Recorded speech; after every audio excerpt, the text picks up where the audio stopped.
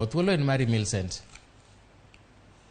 Erokamano nya Milton achiel kachiel kwa wuok e kar yudo thieth maduong' ma Jomo Kenyatta Teaching and Referral Hospital kuma bende wang'ega ni dwe mar 9 kod dwe mar 9 higa ka higa en dweno ma bende oganda keto kenge mag kedo kod tuo mar sickle cell anemia mong'ere kaka tuo remo marumo bende kelo ne jogo mani kod tuo no rem mokalo. Wan kaendi gi jochiw thieth mopogore opogore kotelnegi kod jatelo maduong' e kar yudo thieth ma joth kaendi ma bende ang' nonyiswa ni to odiechieng' ma kawuono nikech wayudo ni kawuono en tarik 30 dwe mar 9 en odiechieng'no mogik ma bende ji keto kenge gi ka gipuonjo oganda kendo gitimo gigo mopogore opogore mar neno ni giketo kenge mag geng'o kata thiro tuo mar sickle cell kendo puonjo jogo moyude godo kaka ginyalo dak mondo gidag aming'a e wang' piny kaendi. Ang' nateri achiel kachiel ir jatelo maduong' e kar yudo thieth kaendi mondo oledwa ni to odiechieng' ma kawuono ma bende gin gi nyasi ma gidhialo godo dwe mar keto okenge ne tuo mar sickle cell niendi. Ang'o ma gipuonjo maduong' tang'o ma gidwa ni oganda kata jokanyanam ong'e kotenore kod tuo mar sickle cell anemia. Machiegni daktari ka ing'iyo kamera kacha ang' ne ichak gi nyingi tinyiswa ni aneno ka odiechieng' ma kawuono keko oseng'adore puonj nitie ka gi kacha aneno ka nitie kuonde mondiki mag sickle cell foundation mag nyithindo. En ang'o mutimo odiechieng' ma kawuono kotenore kod tuo mar sickle cell niendi? Erokamano maduong'. Kawuono en chieng' maduong' ahinya. Nyinga en Dr. George Rai. An daktari maduong' Ramogi Oginga Odinga Teaching and Training Hospital. To wach matimre kawuono ni en wach maduong' ahinya. E lweny migoyo maduoko midekre mar sickle cell piny. To oduong' nikech wachako wuoth kanyakla gi joma tuo gi sickle cell gi joma oloso organizations madil gi sickle cell kaka Children Sickle Cell Foundation gi jo university Mama Seno gi dakteche ma Jaramogi to gi ji duto. To oduong' nikech wachako safar mabro miyo waduoko tuo mamidekre mar sickle cell piny to wamiye higni 15 mondo watieke. To wamiye nying miluongo ni sickle cell zero. To sickle cell zero ni wawacho ni ket buonjo e chunya mondo abuonji kika yuagi nikech sickle cell osemiyo wayuak for a long time. To gima wadwa timo maduong' e gini en niya wadwa ni ji ong'e kaka ji kawuono oseng'eyo ni sickle cell nitie, tinyalo thiedhe, tinyalo duoke piny, to koro wariwo kanyakla thieth to gi duoke piny. Duoke piny ni dhano ng'eyo ka gin gi status kata kawuono wasepimo ji mang'eny ma jomoko oyudo ni kara ne gin gi sickle cell to gibet abeta. Koro wamiyo gi puonj kaka gibro dak bang'e noero. To bende wawacho niya mondo watieke wabro keto legislation mamiyo couples madwa kendore kata madwa nyuol pimore. To ka gisepimore to ka gin positive gite timiyo gi puonj kaka ginyalo prevent yudo tuo mar sickle cell disease. To gino kwa timo for 15 years wabro duoko gino piny kabisa. Erokamano nya daktari. Abotere achiel kachiel kumaga juang' ir daktari mabende en odil gi weche sickle cell kuom nyithindo matindo. Machiegni king'iyo kamera ibro mana pimonwa matini kotenore kod nyithindo ma inyuolo kata nyithindo madongo ma pod nie bwo higni 5 kata bwo higni 18. Uyawo chenro kata center mabende udwa time menyo kata screening ne nyithindo giendi mabende udendo ni Children Sickle Cell Foundation. Children Sickle Cell Foundation ni inyalo wuoyo matine wiye ang'o miyo chake? Erokamano ahinya to erokamano kuom thuolo mimiyowa bende ni. Mokwongo okan daktari. An gi nyathi man gi sickle cell en jahigni 17. To Children Sickle Cell Foundation kaka ipenjo ni nochakre mana nikech ne nitie sickle cell to ji kia gima ginyalo timo. So gima ne otimore ni together gi patron marwa men daktari luongo Dr. Casey Wafula to gi parents to gi jok ma odak gi sickle cell 21 years ago ne gibet piny magiwacho ni gidwa chako loso support groups e support groups manolosgi nochopo kama koro ene mbake mwagoyo to onge kony. Koro nowacho ni wadware osiptende, wadwar daktache mwanyalo tiyogo mondo wach sickle cell ni waelewa e maber.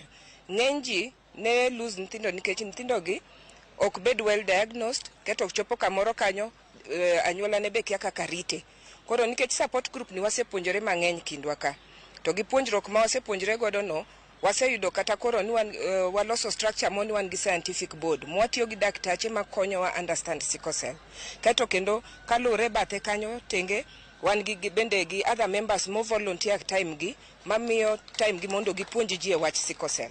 So kwarango wach nyithindo ni wacho ga ni chon nyathi man gi sickle cell ok nyal kalo higni 18, ok onyal kalo higni kama, mano ok en adiera oyo. Sani koro wayudo ni jok man wachako ga nyithindo matindo sani gin joma dongo kabisa. Sani gin moko ni mane utegi, moko sekendi, moko ni gin nyithindo, moko ntiere kata ng'ato man nigi nyikwene. So wawacho ni kantie in gi sickle cell tibo dak, kendi bo dak ngima maber teknia chike iluo mag osiptal. Mae ok en juogi, ok en gimoro ni ng'ato ochira gimono timne dala uwe momiyo koro luwi, to ok ni kendo ni onyalo bedo gimoro mani anyuola ni notimo mok omiyo yude. Sickle cell ok wuog kuom baba kende to ok wuog kuom mama kende. En baba gi mama koriwore. To ka gin gi jin mar sickle cell gite, eka koro nyathi nyalo yude. To nyathi nyalo yudo jin mar sickle cell kuom anyuola achiel, to kong'iso ni nyathi no bo bedo gi sickle cell. An carrier. Na yudo jin kuom one of my parents. Ok nan gi sickle cell. To lakini nyathina kana nyuolo no yudo ni jaoda bende carrier. Koro kane wariwore, nyathina mokwongo nigi sickle cell, maluwe to carrier bende mana kaka wan. So koro nyaka nuchak foundation ni bi paro ni nitie lokruok musenene ngima nyithindo. Nitie lokruok mang'eny kabisa. Children Sickle Cell Foundation tiyo gi clinics mang'eny, to maduong' mogik en wan go Madhare, Nairobi. To clinic ni wan gi patients mosebedo register kanyo moingo 1,200.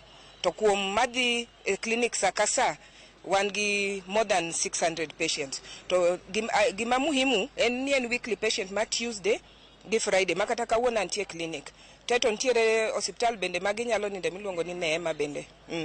Ero kama na inyabro teri daktari mabendo chungne klinik mar nyithindo e kar yudo thieth maduong' kaendi. Ang' nomiwa ni to gin bende nikech chien kaendi noyudo ni noyaw klinik mabende ni chak time menyo ne nyithindo matindo tindo e kar yudo thieth ma ji TRH kaendi. Ang' nonyiswa ni to nyaka ne gichake 2 dwe mar 10 higa mokalo. Nyithindo adi ma oseyudo menyo to adi ma oseyud godo to klinik gitimo nade, to ere puonj monyalo miyo jonyuol kod jogo mabende iyudo kod sickle cell kuomgi.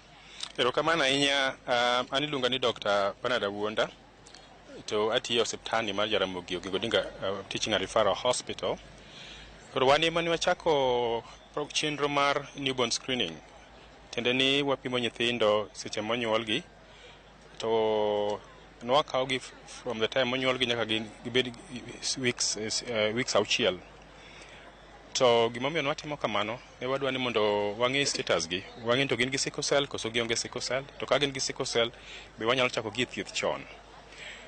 To mano watimo kamano nikech research mosetim nonyisowa ni nyithindo monyuol gi sickle cell kopim gi chon kapok gino tegno e dendgi, to chak gi yedhe gi chon, to waneno ni gidak maber, gidak maonge crisis, to kendo ginyalo dak aming'a.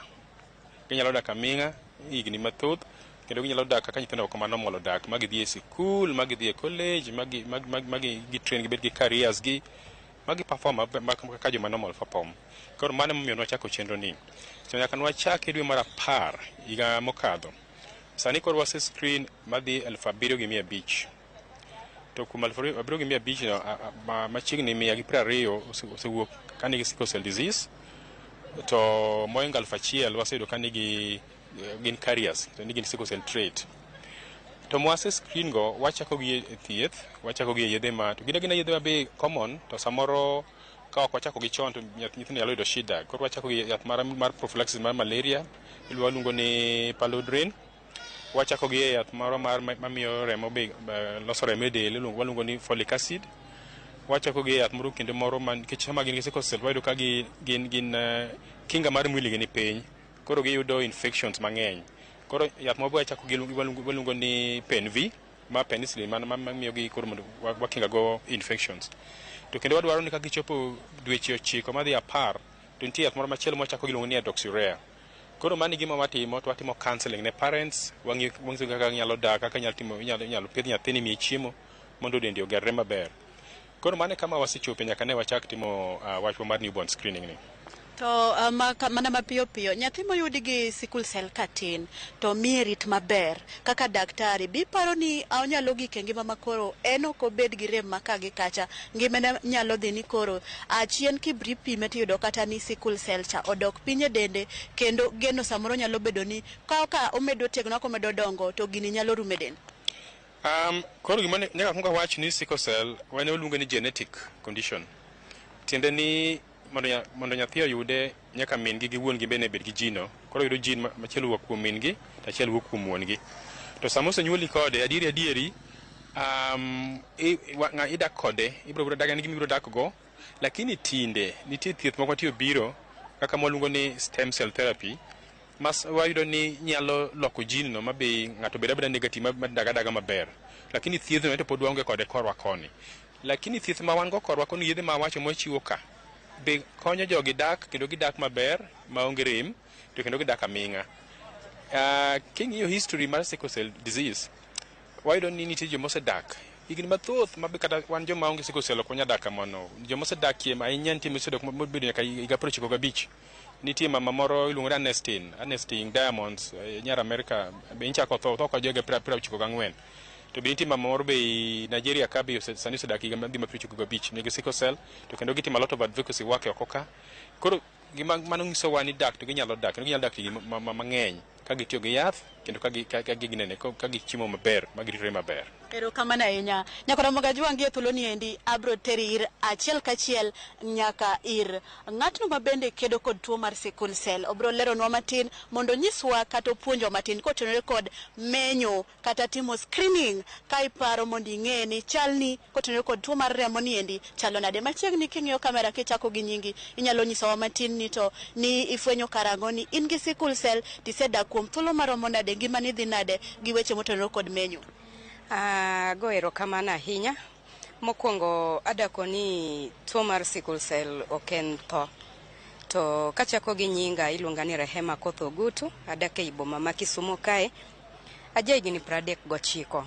An mama, an gi nyathi achiel ma jahigni 10, ochiegni romo 11. An a single mother. Koro sickle cell kin godo kata jok man gi nyithindo man gi sickle cell kikuluor nekech gini wadak godo sani. Kiketo chunyi mokwe kidak kuom yie mar Jehova to duto itieko ni nyalre nikech kuma Nyasaye nitie duto te nyalore. Koro kikuluor jogo man gi nyithindo, mine manyien ma korko chako wuodhni kikuol nekech en wuoth ma iye tek. To kijok chon to koro nyathi dhi jok moloyo. Koro an asedak gi sickle cell higni 39. Kanonyuola nofweny ni an ja sickle cell gi dweche 6 manofwenya godo, to mama wanodak dala, an nadak town. Koro babawa ema nokawa. Koro adonge lwet babawa gi step mothers. Nokoyot, but afwenyo ni maisha manadake no osenacha momiya bedo gima antiere kawuono. Omiyo anyalo kalo mzigo mora mobire mbele na ano kaluor nekech asekalo mang'eny. Achal mana gi jogo kuomu mangima matima achiel ariyo adek nekech kata sani ka wuothe kindgi to koka wacho ni ng'ato natuo to ng'ama biro ng'e natuo onge. Nyaka wach mana gi dhoga. Seche moko ka wuothe kindgi to ng'ama yie onge ni an gi tuono. Be king'ise to biro bedo gi to. Koro tono ema dwani mondo ugol e chunyu nikech ok ja sickle cell ok ochuno ni nyaka obed ng'ano mawuotho kobam. Ja sickle cell ok ochuno ni nyaka obed gi stroke. Ndio stroke nitie sickle cell, but Nyasaye bende nigi chenro ni ji mopogore. Chenro ma ji nigodo opogore, chenro ma Nyasaye nitiere godo e ngimani opogore. An Nyasaye osetaya, asechopo kaendi, asekalo mang'eny. Crisis mabete mogik ne dwe mar 6 last year, to nan nyaka e oxygen dwe 1 kane oxygen KCH kucho. To tok mano norwaka hydroxyurea ma chakre koro sani endi an gi 1 year oko. An gi 1 year oko poka bet gi crisis. To a maintain clinic mara. Clinic, sickles maintain uru clinic. Parents man gi nyithindo man gi sickle cell asayo teru nyithindo gi e clinics. Kwanza kidhi e clinic mar private nini publics gi eki. Clinic yot. Moso kise register NHIF bro konyi en mana $500 dwe ka dwe inyalo chule moloyo seche midhi kionge NHIF test bro kawi 1000 gi wiye yath bro kawi 1000 gi wiye ok ibinyalo sickle cell take manage kionge NHIF ok ibinyalo koro adwa we mana niya u register NHIF to jogo parents manyien ketru mana kwe duto te nyalre kuom Nyasaye to wabro nyalo wuodhni endi. Ero kamano ahinya. Mana mapiyo piyo bro ruako director mar public health and sanitation mondo nyiso matin kotenore kod nyasi makawuono ni machiegni king'iyo kamera kichako gi nyingi inyiso wana mapiyo piyo chendo makawuono ni gi gigo ma utimo kotenore kod weche menyo tuo mar sickle cell. Erokamano kabisa. An ni Frederick Oloch, an director mochung' ne weche mag thieth kod ler mar alwora e Kisumu County. Odiochieng' makawuono ni en odiochieng' mane wajiwo godo ng'eruok kata lando wach mar sickle cell ma en tuo ma waseneno ka medo landore ahinya e Western Kenya kata e Kisumu County ka nyithindo sani minyuolo wayudo ka either en gi gimiluongo ni trait kata en kod tuo mar sickle cell. Wayudo bende ni jogo mani kod tuo mar sickle cell ni gin gikale chandruok ahinya mopogore opogore ka gibedo gi midhiero mag tuoche ma chuno ni nyaka ketgi e od thieth kata osiptal ka ithiedhogi kendo wayudo ka thiedhgi nyalo kawo kata ndalo 5 kata 10 to ma timore kuom timore dibich e higa.